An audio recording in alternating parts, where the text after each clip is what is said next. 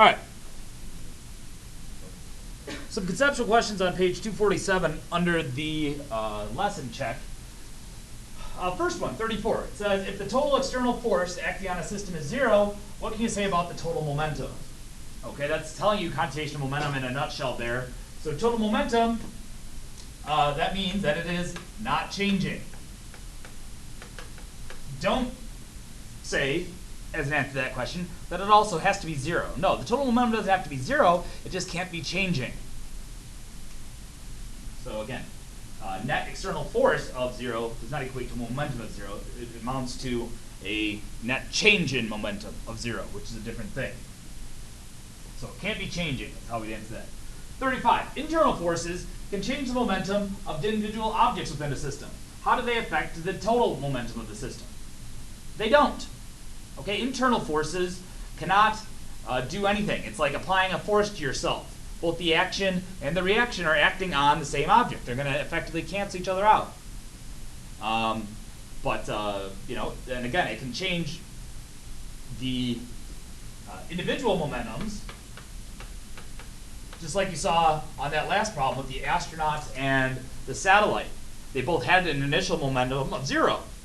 But afterwards, they both had some momentum. But the satellite had as much momentum going that way as the astronaut did going that way. Same thing with the cart. When we push them together with the plungers, we'll start with an initial momentum of 0. The plunger, the spring-loaded thing, pushes them away. They're both moving, they have some mass, they each have momentum, but they're going to be equal and opposite and cancel each other out. So the net change is 0. All right, next one. 36. Identify two ice skaters at rest in the center of an ice rink push off each other. Identify the system in which momentum is conserved and list the internal and external forces acting on the system. So on 36, the system in which momentum is conserved, the system is the two ice skaters. Okay? Assuming there's a productive little system bubble, assuming that the ice that they're on is effectively frictionless, they push off each other, each is going to get an individual force, but that entire system, momentum's got to stay constant. So the internal force, so it asks you to list the internal forces, that's the pushing or the applied forces. Call that the action and reaction forces if you want. Those are internal. And you know, if we were to say that the system instead was just the one person, momentum would not be conserved there. If this in here in pink was our system, because there is a force coming into that system from outside of the system. So if you're just picking one skater or the other skater, no, momentum would not be conserved because there is a force coming from outside of that system. But if we instead pick the blue circle here, in which both are in that system, the only forces exchanged are inside of it, total momentum does not change. It's conserved, which means that there are no external forces from that. So unless the external force acting in the system, there are none. There are no external net forces. You could say normal force and gravity, but those cancel each other out and aren't going to do anything, so they don't matter. All right, 37. An object resting on a frictionless surface is struck by a second object.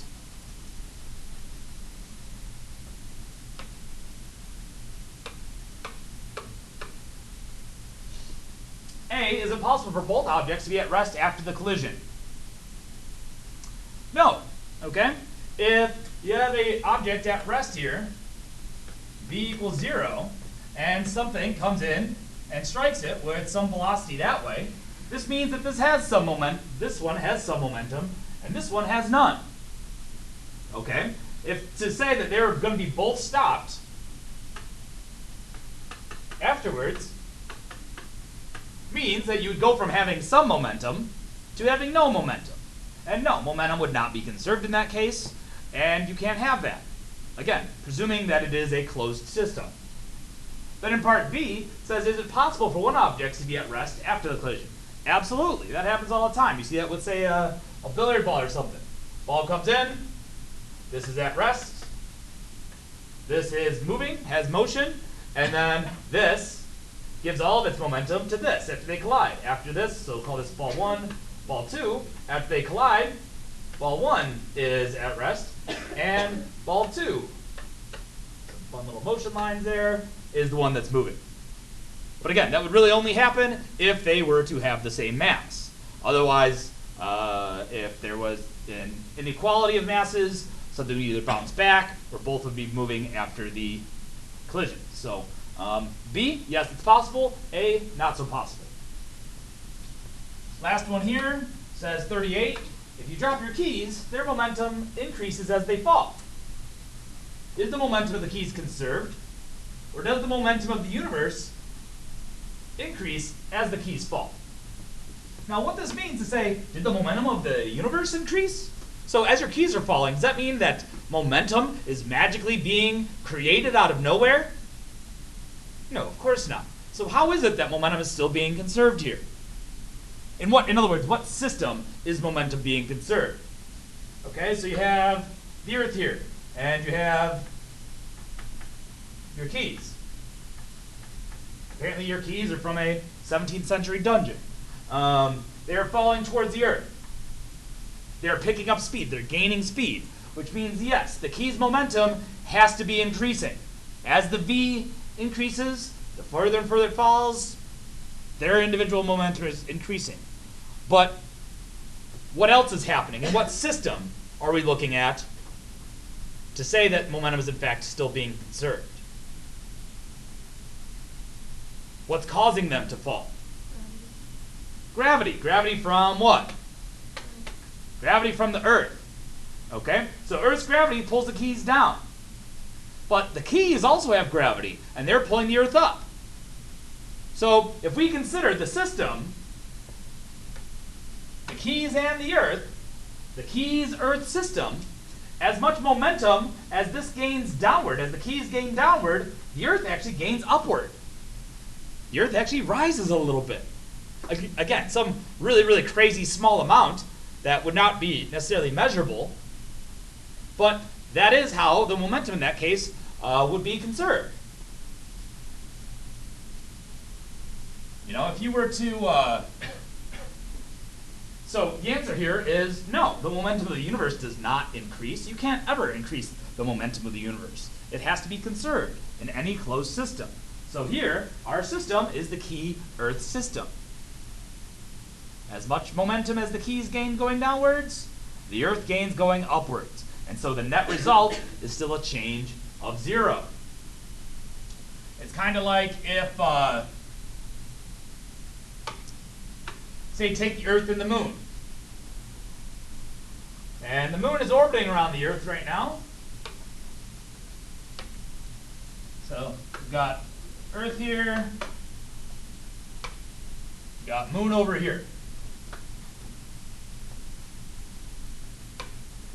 Now, if I was to magically place the Moon right there, you know, it's orbiting because of this sideways speed it has around the Earth. You know, it has speed here, and that's what allows it to orbit.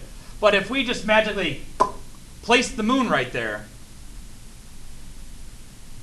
with 0 motion towards the Earth, what would happen with these two? Would the Moon fall to the Earth if it was just magically placed with no velocity there? Yes, it would. It would fall towards the Earth, and the two would collide. The Earth's, in reality, the Moon's, what you call tangential or sideways speed, prevents it from doing that. But in this hypothetical situation, in which the Moon was just magically placed there with no velocity, it would come to collide with the Earth, but would the Earth move too? Or would the Earth stay perfectly static and just allow the Moon to fall towards it? So, in other words, would the Moon make its way all the way over here, crash, and massive explosion of chaos? Or would the Earth kind of meet it, not midway, but would go to meet the Moon as well? It would go to meet the Moon as well, because that gravitational attraction between the Earth and Moon is, goes both ways. The Moon pulls just as hard on the Earth as the Earth pulls on the Moon, and vice versa. So if they were just left to come together, they would meet somewhere. You know, the Earth would move this way a little bit, not by much. The moon would still have to go further because it still has a lot less mass. A lot further, but the Earth would come and actually meet it. Again, because of the disparity, or the differences in masses there. So, that should explain